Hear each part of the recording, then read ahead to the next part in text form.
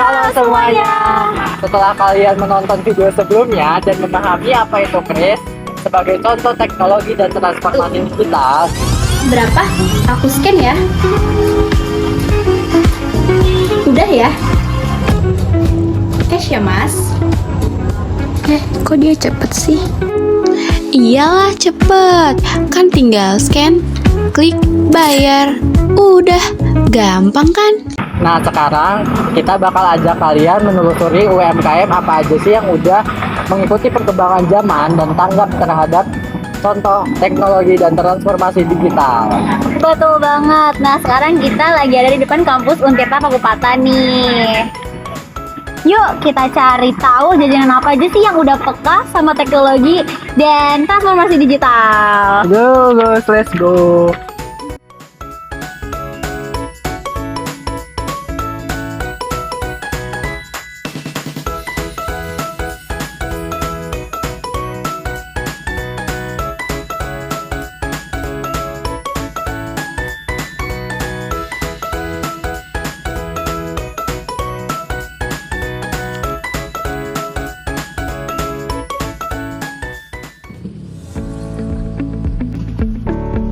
Aduh bang, bentar nge-like ya.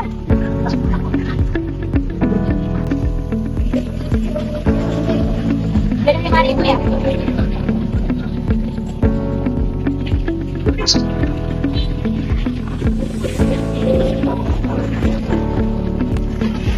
Kayak, hai, apa kabar?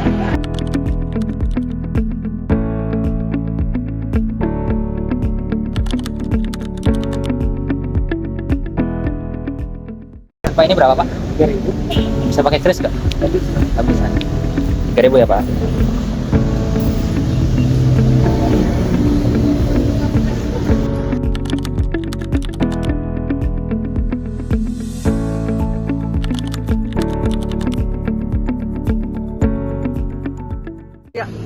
Bang mau beli pempek dong.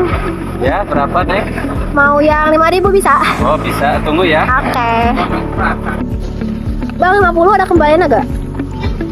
Nggak ada kembaliannya. Udah, bentar. Udah, makasih ya bang.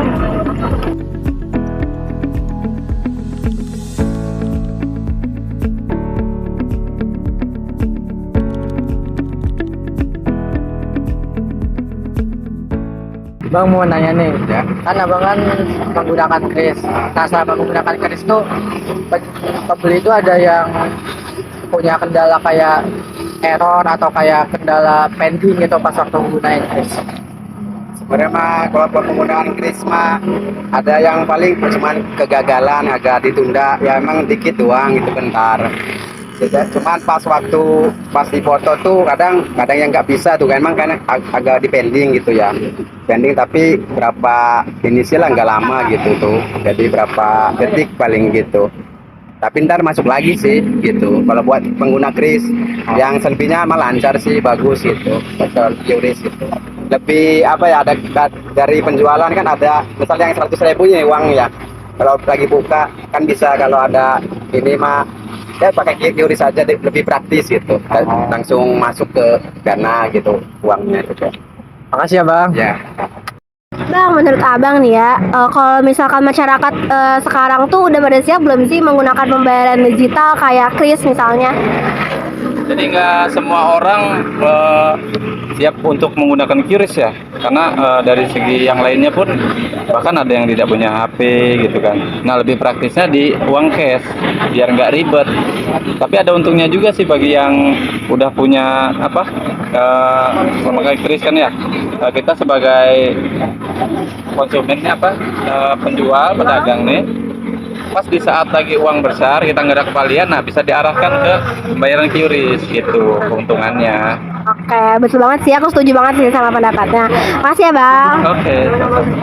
Setelah kami melakukan observasi ke beberapa UMKM, bahwa UMKM telah melakukan berbagai perpindahan dari pembayaran tunai ke pembayaran QRIS. Pembayaran QRIS merupakan pembayaran yang efisien dan dapat diakses oleh semua orang.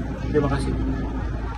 Kris membantu mempercepat proses transaksi dan mempermudah penjual dan pembeli Bahkan UMKM kecil seperti pedagang minuman, jajanan, hingga warung sederhana yang sudah mengikuti perkembangan teknologi digital. Namun dalam penerapannya masih terdapat berbagai hambatan. Salah satunya adalah jaringan koneksi internet yang kurang stabil sehingga mengakibatkan kris menjadi lelet, loading, dan pending. Selain masalah jaringan, kami juga menemukan bahwa masih ada beberapa masyarakat yang belum memahami penggunaan teknologi digital atau bisa dibilang masih gaptek, terutama pada generasi yang belum menggunakan smartphone atau aplikasi pembayaran digital. Tidak semua UMKM menerapkan pembayaran menggunakan kris.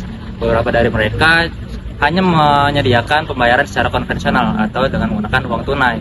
Karena menurut mereka masih belum memahami cara penggunaan kris atau sistem digital pada penggunaan kris masih cukup rumit bagi mereka. Hal ini nunjukin bahwa transformasi digital memang sudah berkembang dengan cepat. Tapi adaptasi masyarakat terhadap teknologi masih membutuhkan edukasi, sosialisasi, dan juga pemerataan digital. Melalui film ini, kami dapat menyimpulkan QRIS merupakan salah satu bukti nyata transformasi digital di bidang ekonomi dan transaksi masyarakat. Dalam teknologi tidak hanya mengubah cara untuk bertransaksi, tetapi juga mengubah cara pikir kita untuk di masyarakat menjadi lebih digital. Namun agar transfer digital dapat berjalan secara maksimal, maka dari itu kita perlu dipersiapkan teknologi literasi digital dan kemampuan masyarakat untuk beradaptasi dengan perkembangan zaman.